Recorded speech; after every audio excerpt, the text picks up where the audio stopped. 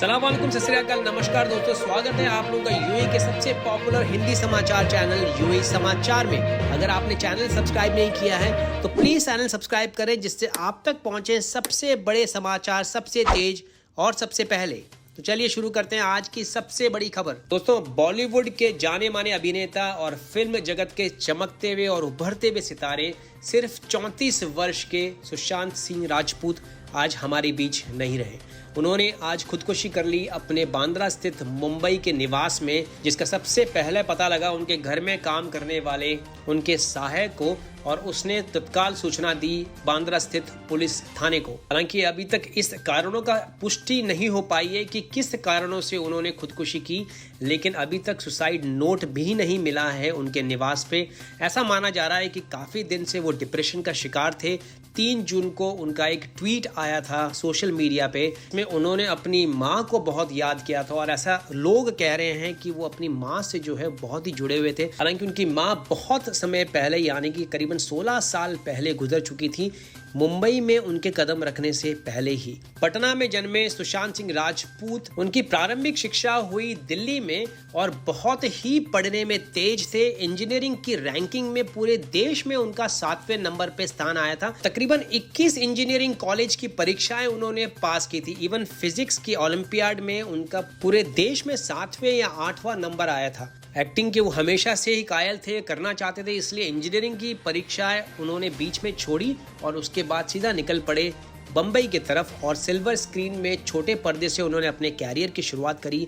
लेकिन आप ऊंचाइयां देखें, पहली पिक्चर करी काई पोछे और उसमें उनको फिल्म फेयर का अवार्ड मिला।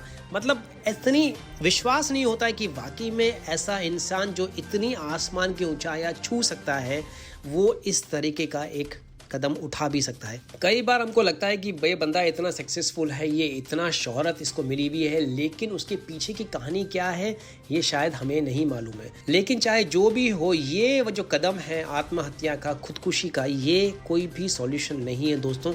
अगर आप कभी भी किसी भी वक्त अपने आप को जो है डिप्रेस महसूस करते हैं, बात करें, चाहे वो अपने घर वालों से बात करें, चाहे अपने दोस्तों से बात करें, चाहे अपने आप से बात करें, लेकिन इस तरीके का स्टेप जो है वो बिल्कुल कदापि ना लें, क्योंकि ये बिल्कुल भी सॉल्यूशन नहीं है किसी भी मुसीबत का, किसी भी सिचुएशन का। आज भले ही उनके पास में सब कुछ था, सब कुछ, मतलब जो इंसान सोच भी नहीं सकता वो भी उनके पास में था, लेकिन उनके दिमाग में, उनके दिल के किसी हिस्से में एक ऐसा छोटा सा कोना था जो बिल्कुल सूना था, जो बिल्कुल अछूता था, जिसको शायद किसी ने छूने की कोशिश नहीं की। और दोस्तों, जब आदमी इतनी ऊंचाई पे पहुंचता है तो वो इस तरह की बातें हर किसी से डिस्कस, हर किसी से शेयर नहीं कर सकता है। और यहाँ पे जरूरत पड़ती है आपको एक जीवन साथी की, वो जीवन साथी जिसके साथ में आप हर चीज डिस्कस कर सकते हैं, या वो ऐसा दोस्त जो आपके साथ में हमेशा खड़ा रहे, चाहे वो बारिश हो, चाहे तूफान हो, चाहे तेज धूप हो, वो हमेशा आपके साथ में रहे, आपसे बातें करे,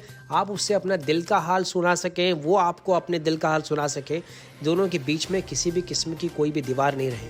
दोस्तों, मैं आपसे ये बातें आज इसलिए शेयर कर रहा हूँ क्योंकि इस घटना ने जो है वो काफ़ी लोगों को हिला के रख दिया कि वाकई में ऐसा होता है, ऐसा हो सकता है किसी इंसान के साथ में, ये किसी के भी साथ में हो सकता है। जरूरी नहीं है कि ये खाली अमीरों के साथ में हो, जरूरी नहीं है कि खाली ये मध्यम वर्गीय साथ में हो, जरूरी नहीं है कि खाली ये एक साधारण से दिखने वाले इंसान के साथ में हो, ये किसी के भी साथ में हो सकता है।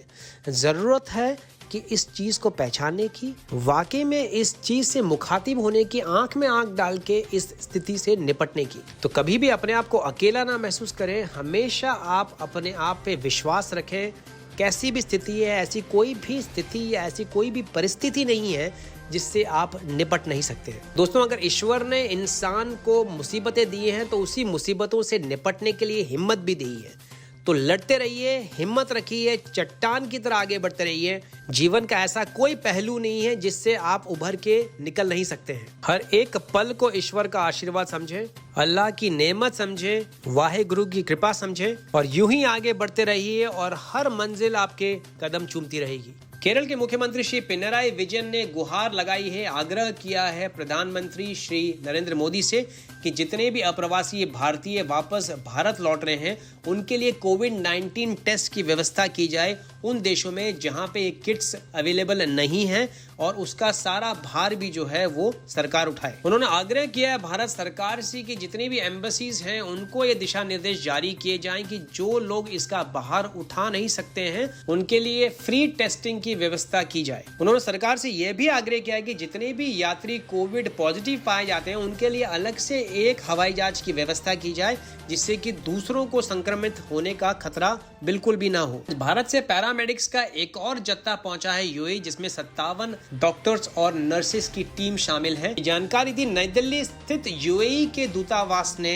ट्विटर के हवाले से। इसी संबंध में और जानकारी देते हुए भारत में मौजूद यूएई के राजदूत डॉक्टर अहमद अब्दुल रहमान अल बाना ने कहा इसमें से ज्यादातर टीम मेंबर्स नए रिक्रूट्स हैं और इसमें से 17 मेंबर्स जो हैं वो ज्वाइन करेंगे Dubai corporation for ambulance services. आज शेख मोहम्मद बिन राशिद अल मक्तूम जो कि दुबई के राजा भी हैं और इस देश के उपराष्ट्रपति और प्रधानमंत्री भी हैं, उन्होंने बोनस की घोषणा की है उन तमाम मेडिकल स्टाफ के लिए जो ministry of health and prevention के अंतर्गत काम कर रहे हैं और लड़ाई कर रहे हैं कोविड-19 और कोरोना वायरस की इस महामारी के खिलाफ। शेख मोहम्मद ने कहा कि उनको गर्व है इस पूरे यूएई कम्युनिटी में जिसमें न केवल नागरिक बल्कि सारे रेसिडेंट्स भी शामिल हैं और जिस तरीके से एकजुट होकर इन्होंने जो लड़ाई लड़ी है वो वाकई में काबिले तारीफ है। ऐसे तमाम स्टाफ जो इमरजेंसी कंडीशंस में काम कर रहे हैं उनका जो टेन्योर है यानी जो उनका काम का जो कार्यकाल है वो कम से कम 2 महीने होना जरूरी है बोनस के लिए।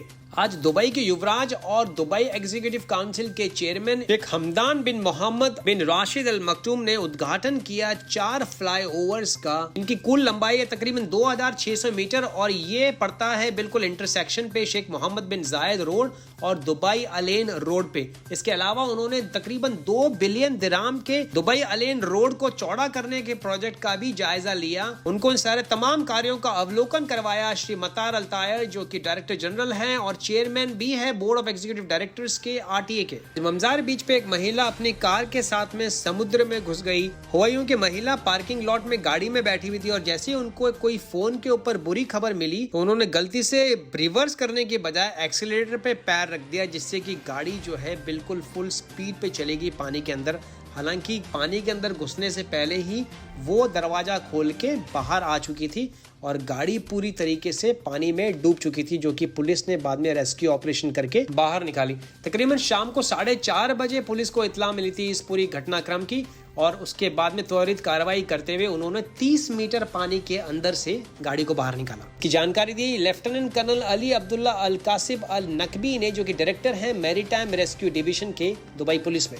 अबू धाबी के अलेन शहर में बड़े पैमाने पर स्टरलाइजेशन का प्रोग्राम शुरू किया गया है जिसके तहत जितना भी इंडस्ट्रियल एरिया है अलेन का वहां बड़े पैमाने पर मुहिम छेड़ी गई है कोरोना वायरस टेस्ट करने के लिए। जानकारी दी ट्विटर के हवाले से अबू धाबी मीडिया ऑफिस ने इस दौरान तमाम एंट्री और एग्जिट पॉइंट बंद कर दिए गए हैं पूरी मुहिम के दौरान। और मीडिया ऑफिस ने यह भी कहा है कि किसी भी किस्म का कोई भी एक्शन नहीं लिया जाएगा अगर किसी व्यक्ति की वीजा भी एक्सपायर हो गई है। फिलहाल सरकार की प्राथमिकता है कि कोई भी इंसान संक्रमित नहीं हो कोरोना वायरस से। आपने कभी सुना है कि कोई बेरोजगार व्यक्ति दूसरे बेरोजगार व्यक्ति की हेल्प कर सकता है? वाकई में ऐसा कुछ कर रही हैं श्रीमती फैबी कैचर बगाइसो डेला पेना जो कि एक फिलिपिनो एक्सपैट है यानी अप्रवासी नागरिक है फिलीपीन से और ईद उल फित्र के शुरुआत वाले दिन से लेकर आज तक रोज तकरीबन 500 से भी ज्यादा लोगों को खाना मुहैया कराती है और वो भी बिल्कुल मुफ्त। श्रीमती फैबी तकरीबन 2017 से बिल्कुल बेरोजगार हैं। उन्होंने अपने परिवार को सपोर्ट करने के लिए फिलिपिनो खाना बना के डिस्ट्रीब्यूट करना शुरू करा अपनी फिलिपिनो कम्युनिटी में क्योंकि उनकी प्लानिंग थी कि खाली पहले 3 दिन ईद के दौरान जो है वो खाना डिस्ट्रीब्यूट करेंगी लोगों को और पहले दिन तकरीबन 200 लोगों को खाना वितरित किया। उसके बाद में ये तादाद बढ़ के होगी 250, उसके बाद में 400 और आज तकरीबन 500 से भी ज्यादा लोगों को वो खाने के पैकेट्स मुहैया कराती हैं रोज डेरा दुबई के मुरक्काबाद इलाके में। और हर नेशनैलिटी के लोग उनके पास में आते हैं खाना लेने के लिए और उनकी इस दरिया दिल को देखते हुए काफी सारे लोग उनसे जुड़ गए हैं जो कि अपने अलग अलग दान के हिसाब से जो है उनको सपोर्ट कर रहे हैं जिसमें उनके पति भी शामिल हैं, काफी सारे अमीराती सज्जन हैं, बहुत सारे अन्य अप्रवासी गणमान्य लोग भी इस मुहिम में उनके साथ में जुड़े हुए हैं। और उनके इस पूरे इनिशिएटिव को देखते हुए एमिरेट्स लोटो ने तकरीबन 10,000 से भी ज्यादा खाने का सामान उनको उपलब्ध कराने का बीड़ा उठाया है। कहते हैं ना कि अगर आपका दिल साफ है, अगर आपने कर गुजरने की कुछ ठानी है, तो उसमें ईश्वर, उसमें ऊपर वाला मालिक भी आपका जो है वो हर कदम पे हर संभव मदद किसी न किसी रूप में आप तक पहुंचाता रहता है। नए कोरोना केसेस में काफी गिरावट देखने को मिल रही है। यूएई में पिछले 24 घंटे में केवल 304 नए केसेस निकल के सामने आए हैं, जिसको मिला के टोटल संख्या हो गई है 42,294। 701 नई रिकवरीज भी देखी गई है, जिसको मिला के टोटल रिकवरीज हो गई है 27,462। इन नए आंकड़ों के हिसाब से केवल एक्टिव केसेस की अगर हम बात करें तो वो बचे हुए हैं 14,543 पे। पिछले 24 घंटे में एक नई मृत्यु भी दर्ज की गई, इसको मिला के टोटल संख्या हो गई है मृतकों की 289। 43,000 नए कोविड-19 के टेस्ट भी लिए गए पिछले 24 घंटों में। ये आंकड़ा दिया है यूएई मिनिस्ट्री ऑफ हेल्थ और प्रिवेंशन ने। अगर आप छुट्टी मनाने अपने देश में गए हुए हैं और पीछे से आपकी गाड़ी चोरी हो जाए, और गाड़ी चोरी होने के साथ साथ आपको अपने मोबाइल पे तकरीबन 6,000 दिरहम से भी ज्यादा के मुकालफे के मैसेजेस आने लगे एक के बाद एक, तो आप पर क्या गुजरेगी। ऐसा ही हुआ एक सज्जन के साथ में, जब उनको ये इस तरह के मैसेजेस मुकालफे यानी फाइन्स के आने शुरू हुए रासल खेमा से, उमल क्वेन से, शारजा से, तब उन्होंने कांटेक्ट किया दुबई पुलिस हेडक्वार्टर्स को और ट्वीट के जरिए उन्होंने उनसे गुहार लगाई कि मैं हूं देश के बाहर, मेरी गाड़ी चोरी हो गई है और इस तरीके के फाइन्स के मैसेजेस मुझे लगातार मिल रहे हैं शारजा से, रासल खेमा से, उमल क्वेन से। उनके इस ट्वीट का रिस्पॉन्ड देते हुए मेजर जनरल सैफ ज़ेरी अल शामसी, जो कि कमांडर इन चीफ है शारजा पुलिस के, उन्होंने कहा एक सीआईडी की टीम गठित की गई इस पूरे मामले की तहकीकात करने के लिए, और जल्द ही ये सारे के सारे जितने भी मुजरिम हैं वो कानून की गिरफ्त में आएंगे। तो ये थे आज तक के मुख्य समाचार दोस्तों। चलते चलते 2 लाइनें आपके पेशे खिदमत। न कोई संघर्ष, न कोई तकलीफ, तो क्या खाक मजा है जीने में। न कोई संघर्ष, न कोई तकलीफ, तो क्या खाक मजा है जीने में।